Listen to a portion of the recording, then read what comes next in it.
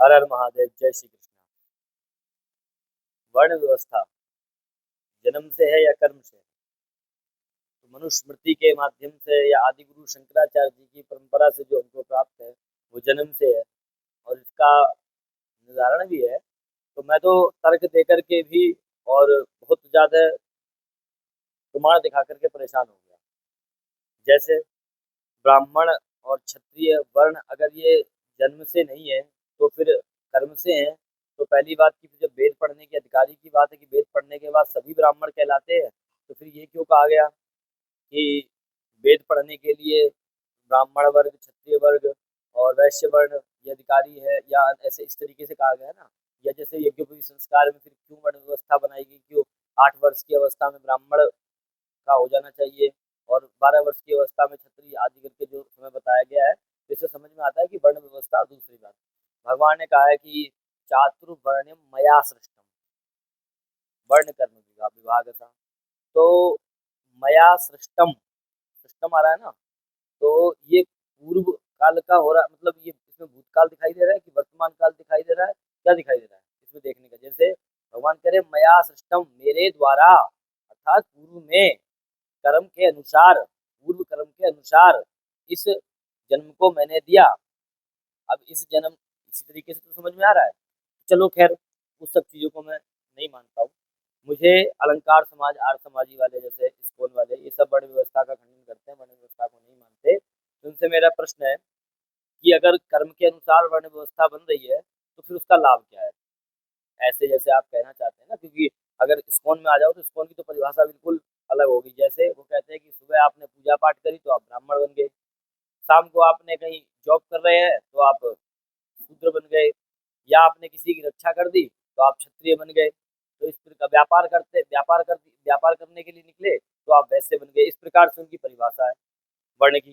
तो मैं पूछना चाहता हूँ, तो फिर वर्ण बनाने की आवश्यकता क्या थी? इसका लाभ क्या है भाई? वर्ण व्यवस्था का लाभ क्या है? जैसे मान लो मैं शूद्र हूँ, तो मुझे अगर रक्षा चाहिए तो मैं किसकी शरण में जाऊंगा? मैं भागता हुआ छत्री के पास जाऊंगा कि भाई मेरी रक्षा करो। अब छत्री कह देगा कि नहीं नहीं भाई, मैंने अभी 5 मिनट पहले ही पूजा करी है, मैं तो ब्राह्मण बन गया, अब मैं रक्षा नहीं कर सकता, अब मैं सिर्फ मार्ग ज्ञान दे सकता हूँ। तो क्या ये संभव है इस वर्ण व्यवस्था का? तो इन सब चीज़ों पे जो मेरा ये विचार है, तो इसलिए मैं कह सकता हूँ कि वर्ण व्यवस्था जो है वो जन्म से ही है। और हमारे, और अब दूसरी बात, दयानंद सरस्वती जी ने विचार किया, तो क्या इन्हीं ने विचार किया? इससे नारायण से चली आ रही परंपरा, जो गिरजा उनके गुरु जी रहे हैं, उन तक जो परंपरा आई वो कोई तत्वदर्शी संत नहीं थे। उनके अंदर, किसी के अंदर इतना ज्ञान नहीं था कि वेदों के जो मंत्र हैं उसका सही भाष्य कर सके। बस यही एक प्रकट हुए। इसी के कारण ये जितने भी अलंकारी समाज के हैं, इतने भी ऐसे पंथ हैं जो अंग्रेजों की मान्यताओं के अनुसार या अंग्रेजों की वाणी के अनुसार या उनके द्वारा फलित होने वाले जो ये संप्रदाय हैं, ये पंथ हैं, उनका नष्ट होना चाहिए। क्योंकि भारतवर्ष में वर्ण व्यवस्था ही मुख्य आधार है।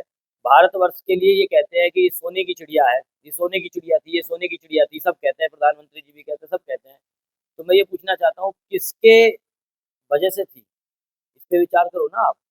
क्या इस संविधान की वजह से जो आज से 2050 1950 में लागू हुआ था, किसके अनुसार सोने की चिड़िया थी? किसके अनुसार सोने की चिड़िया थी? कौन उस समय संविधान का प्रतिपादन था? कौन किस संविधान के अनुसार कार्य होता था? मनुस्मृति के द्वारा कार्य होता था। तब भारत सोने की चिड़िया थी। भारत सोने की चिड़िया कब खत्म हुई? जब ये अंग्रेजों का अंग्रेज आए, उनकी जो व्याख्या चालू हो गई। बोले क्या व्याख्या चालू हो गई? बोले जो वर्ण है ये जन्म से नहीं होते हैं, ये कर्म से होते हैं वर्ण। उन्होंने जब भ्रांतियां फैलाना चालू करी और मनुस्मृति में जो द्वेष निकालना चालू करे, तभी से तो ये चालू हुआ, और जिसके कारण आज भी गुलाम है। उस संविधान की बात कर रहे हो जिस संविधान के कारण आज भी भारत गुलाम है। क्योंकि साहब, गुलाम का भाई सोने की चिड़िया थी तो कब, जब थी तो किसके द्वारा थी? तो ये भी तो बोलो ना कि मनुओं के द्वारा थी या ऋषियों के द्वारा थी। उन ऋषियों का भी तो नाम लो। ये इस संविधान के द्वारा थोड़ी थी भारतवर्ष की। तो वर्ण व्यवस्था पर इस पर थोड़ा विचार किया जाए मेरे, और अगर नहीं भी कोई विचार करता तो मेरा मुख्य प्रश्न है कि इस वर्ण व्यवस्था का क्या लाभ है जो जन्म से उत्पन्न नहीं हो रही है, सिर्फ कर्म से उत्पन्न हो रही है। और अगर आप कहते हैं नहीं कर्म से वर्ण व्यवस्था है, तो गीता में भगवान कह रहे हैं अर्जुन से कि अर्जुन तेरा कर्म है क्षत्रिय कर्म, तू जा धनुर्विद्या उठा अपनी और जाकर के क्षत्रिय धर्म का पालन कर। तो इस हिसाब से तो आपके कृष्ण जी भी पुत्र की समझ में आ रहे हैं। वो भी कह रहे क्यों, अभी अगर मान दो अर्जुन कह देता नहीं प्रभु मैं नहीं लड़ूंगा, मैं तो जा रहा हूँ, अभी थोड़ी सी कथावासी दूंगा और मैं ब्राह्मण बन जाऊंगा, अब मैं युद्ध फिर नहीं करूंगा, मैं ब्राह्मण में जा रहा हूँ, तो उसकी नहीं इच्छा है, तो फिर वो यहाँ तो तर्क सी, यहाँ तो कृष्ण भगवान भी पुत्र की हो गए आपके अनुसार। तो इससे ये समझ में आता है कैसे किसी को निर्धारण किया जाएगा और कितने बार ये धर्म परिवर्तन हो सकता है, ये जो आपका कर्म है ये परिवर्तन हो सकता है, मतलब जिसके अनुसार वर्ण व्यवस्था आपकी परिवर्तन हो सकती है। जैसे मान लो कितनी बार आप ब्राह्मण बन सकते हो, मान लो अभी मैं ब्राह्मण बन गया, मैंने थोड़ी सी पूजा करी, ब्राह्मण बन गया, और आगे चल के मेरा मन नहीं लगा तो मैं क्षत्रिय बन गया, फिर वापस ब्राह्मण बन गया। तो ये कितने बार ऐसा कर सकता है और कौन इसको किस व्यक्ति के द्वारा ये लागू होगा, ये सब मुझे बताया जाए शास्त्रों के अनुसार, प्रमाण के अनुसार।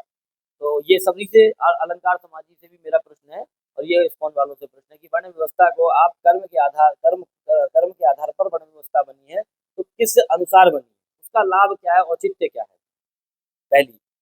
दूसरी बात, आपने कहा कि अगर चलो हरे कृष्णा बोल करके अगर इनकी बात करें इस्कॉन वालों की, ब्राह्मण बन गए, तो ब्राह्मण बन गए तो फिर आप गायत्री मंत्र का क्यों नहीं दीक्षा दे रहे हैं, क्यों नहीं गायत्री मंत्र का उद्धार बता रहे हैं कि गायत्री मंत्र से उद्धार होता है, जबकि भगवान गीता में ही कह रहे हैं कि मंत्रों में मैं गायत्री हूँ। तो भगवान कृष्ण की गायत्री मंत्रों में मैं गायत्री हूँ, तो जितने भी मंत्र हैं तो ये फिर महामंत्र कहाँ से प्रकट हो गया आपका, हरे कृष्णा कृष्णा कृष्णा हरे हरे, ये महामंत्र कैसे बना। भगवान कृष्ण जी स्वयं कह रहे हैं, गीता की तो बात आप बहुत मानते हैं ना, गीता की बात भी कोई मानते हैं और तो किसी की बात को मानते नहीं है आप।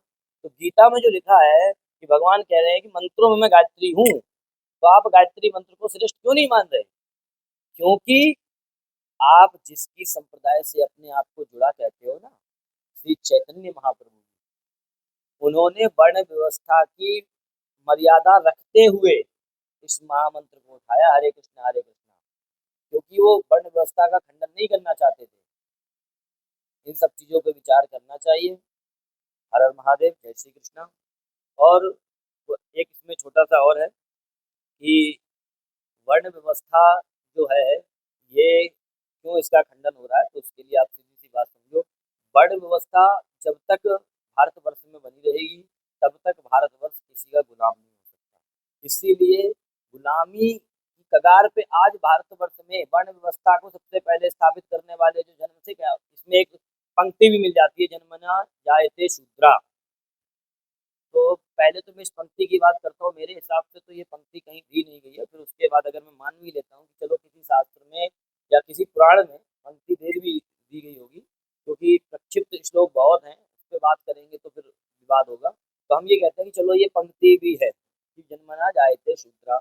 इस पंक्ति का मतलब क्या है, कल्पते जन्मना जायते, अर्थात शूद्रवत, ना कि शूद्र। वो क्या कह रहे हैं कि संस्कारो तुझ उच्चते, बोले इस प्रकार संस्कार से उसके जागृत किया जाता है। जैसे ये फिर वर्णन आया है कि ब्राह्मण का जो बालक है उसका 8 वर्ष या 5 वर्ष की अवस्था में उसका यज्ञोपवीत संस्कार हो जाना चाहिए, और जो क्षत्रिय है उसकी 12 वर्ष की अवस्था में, वैश्य है उसको और शायद शादी 21 की अवस्था में बताया गया।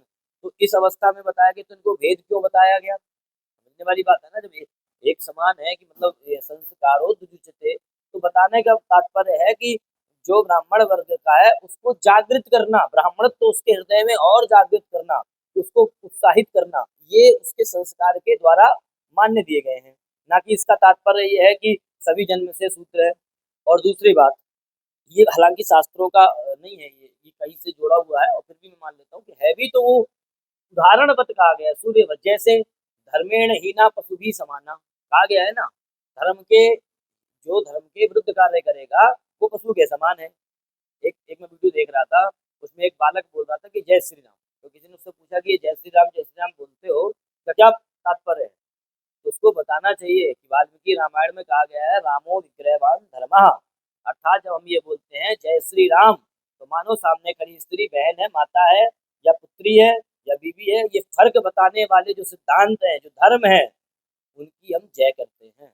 इसलिए कहा गया है राम की जय, अर्थात धर्म की जय। तो इस पे विचार करना चाहिए। वर्ण